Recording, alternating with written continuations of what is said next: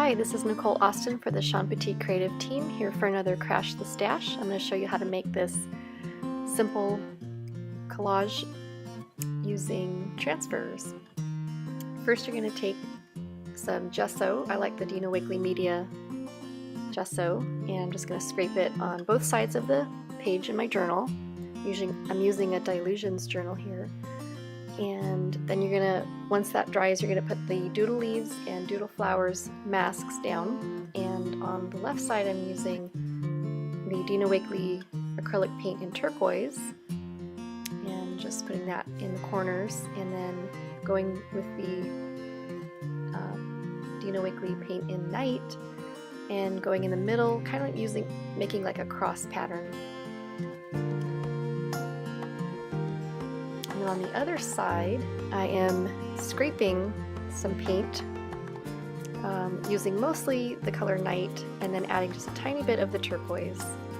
And then while that paint is still wet, I'm going to put the Doodle Flowers mask down and then wipe away the paint with the baby wipe. And it just makes a really nice effect. That's why we put the gesso down first, so that you don't end up ripping the page underneath. And you're going to do that all throughout the page on the right side. And then once that dries, I decided I wanted to put images in the middle, so I'm going to put some gesso down, and that's going to help my transfer stand out. Just wiping away some of the excess gesso. And just showing that whenever you do a transfer, an image transfer, it's going to be actually the opposite. And you just want to make sure you have enough space. So now, once that is dry, I'm putting down some soft gel matte medium and pressing my image face down. And this is from the Collage Pack Sunday Inspiration, the flowers. And I'm just pressing down and then making sure I do that on the other side. And you want these to dry pretty good before you start the next step, which is adding a damp rag on top. And so once you add the damp rag, you're going to start to kind of peel away some of that paper, and that'll show you whether or not the transfer is ready. If it's peeling away everything, it's not quite ready. And it's almost like a rub-on, like a tattoo. You're just kind of pressing the damp cloth and then gently rolling away the top layers. And you want to be careful not to scrape too hard, because then you will just wipe away the entire image. So here I'm just pressing down the damp rag over the image, and then just slowly rolling, and you see me rolling the paper away and then kind of wiping the extra little crumbles away. And I'll be doing that on both sides. And sometimes the transfers can be a little bit tricky, but if you just keep at it and keep practicing, you'll get it. You'll get the hang of it. You'll see in this project, the left side turned out really nice, but the right side not so much. So it's just kind of hit and miss sometimes. But to protect the image, what I like to do is add a little bit of Mod Podge over the top, let it dry, and that way it's protected from any other layers. And here now I'm just kind of adding some of my scrap paper, scrapbook paper, deli prints, book pages, and just kind of trying to get an idea of where I want my collage to be. I haven't quite put it down yet. I'm still deciding on the composition. So I put the stencil behind the collage papers, and I'm just stenciling in some more of that night paint. I just like that dark color. I'm also sort of covering up the quote-unquote mistake of the transfer I tried before. In the corners there, I'm using the Doodle Flowers masks just to sort of brighten up and give some nice contrast. Now I'm just taking the night paint again and connecting over to the left side. So it's kind of nice to work with two pages, and just remember to try to kind of connect both sides and also vary the colors around. So on the right you'll see it's really dark, and on the left it's really light. So I'm just sort of kind of trying to spread that dark blue color around and just get it all to feel kind of balanced. And it's nice to make the colors sort of go off the page, off the corners a little bit. Just helps the eye travel around the whole composition.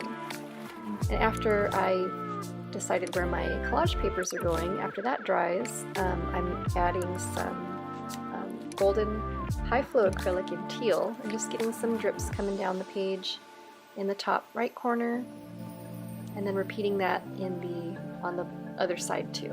It's just nice to kind of have a little bit of symmetry on both sides. You don't want it exactly the same, but it's nice to repeat some elements on both sides. And then I'm adding in just some words. You can cut them out of book pages or write it or stamp it, whatever you feel like.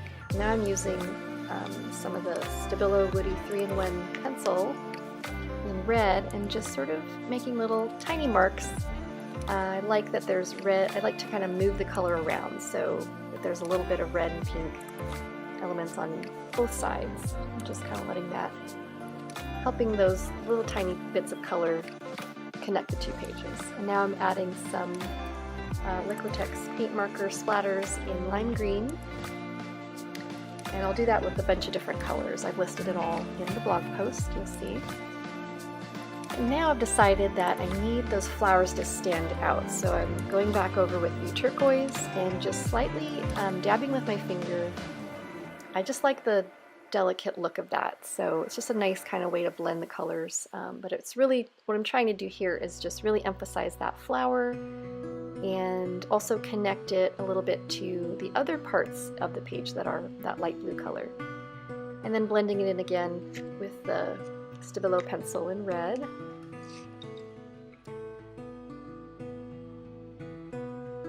And now tracing with a Stabilo Marks All pencil in black and just tracing that flower and the stems. It's just a nice way for your focal image to stand out.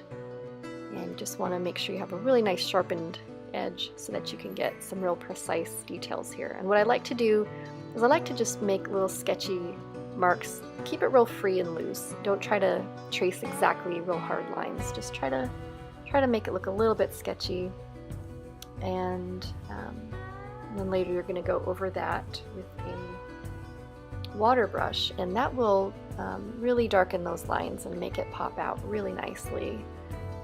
And careful not to squeeze the brush too much. If you do, that's no problem. You can just enjoy the little drips that come down. If you make any mistakes, you can definitely take like a paper towel and just dab up any extra water and start over again. That's what I like about the Stabilo pencil. It's really easy to work with. And then last, I just sort of trace over those words in the same manner with the Stabilo pencil and the water brush. It just gives it a nice little bit of shading.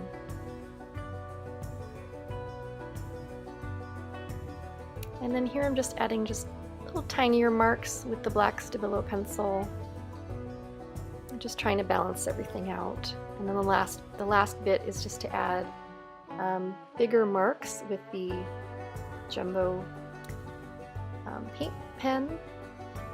And then the last part that you can't quite see is just adding some splatters that you can see in the details here. So I hope you're inspired to create something of your own, and thanks again.